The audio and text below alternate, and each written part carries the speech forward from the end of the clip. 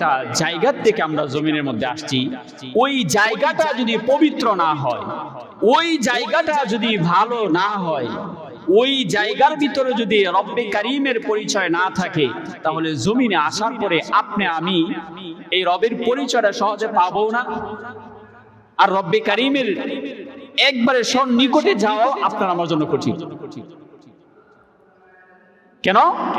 রব্বে কারীম কুরআনুল কারীমের মধ্যে বলেছেন, ওয়াকারনা ফি বুয়ুতিকুন্না ওয়া তাবাররুজাল জাহিলিয়াতিল উলা।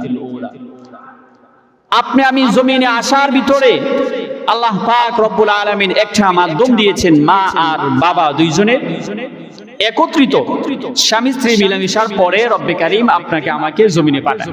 একটা নিজাম, সিস্টেম। এটা ছাড়াও আল্লাহ তাআলা পারে, কিন্তু একটা সিস্টেমের মাধ্যমে আসছে।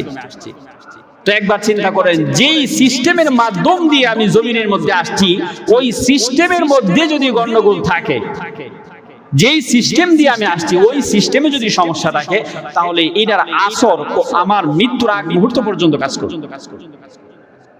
এজন্য আল্লাহ পাক রব্বুল আলামিন কুরআনুল কারীমের মধ্যে এই আয়াত নাজিল করে গোটা পৃথিবীর সমস্ত নারীদেরকে বলছে যে তোমরা তোমাদের বাসস্থান সবচেয়ে উত্তম জায়গা হলো তোমাদের ঘর, ঘরে থাকো।